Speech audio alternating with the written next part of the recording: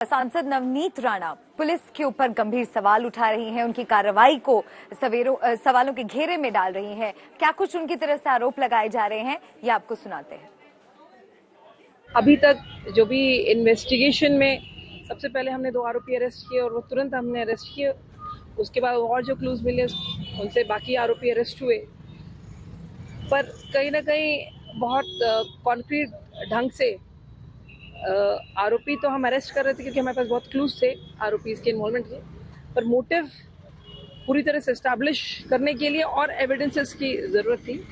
हमें अभी तक के इन्वेस्टिगेशन में जो भी एविडेंसेस मिले हैं उससे प्राइमा फेसी ऐसा लग रहा है कि दिस वाज अ केस जहाँ पे बिकॉज द डिसीज्ड उन्होंने नुपुर शर्मा के समर्थन में एक पोस्ट को फॉरवर्ड किया था, उसकी वजह से जो आरोपी है उन्होंने ऐसा किया, ऐसा अभी तक समझ में आ रहा है। पहले जो उन्होंने ऑफेंस लिखा और जो 12 दिन में उन्होंने हमसे बात की, वो यही बोला गया है कि ये चोरी का मामला दिखता है, ये कोई सीरियस वैसा कोई ऑफेंस नहीं है।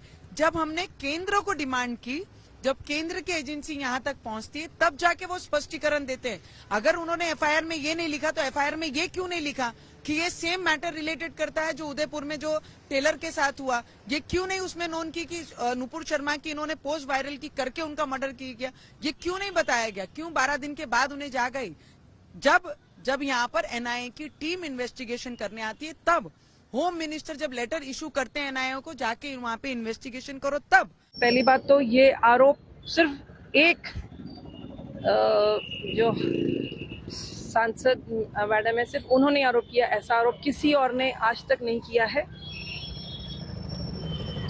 इस आरोप की वजह क्या है मालूम नहीं। हमारी मैडम ने हमारे पुलिस डिपार्टमेंट में किसी से बात नहीं की, और बात नहीं की तो कम से कम एफआईआर में देख लेना चाहिए था हमने सेक्शंस क्या लगाए। अगर हमें मामले को दबाना ही होता तो हम चोरी या डकैती के सेक्शंस लगा के दबा देते, या आरोपी नहीं पकड़ते। हमने पहले 2 आरोपी पकड़े, फिर 4 पकड़े, 5 पकड़े, मुख्य आरोपी पकड़ा, 7 आरोपी पकड़े गए हैं। तो और कहीं भी हमने चोरी या डकैती आज तक ना हमने ऐसा प्रेस नोट दिया, ना हमने ऐसी सेक्शंस लगाई।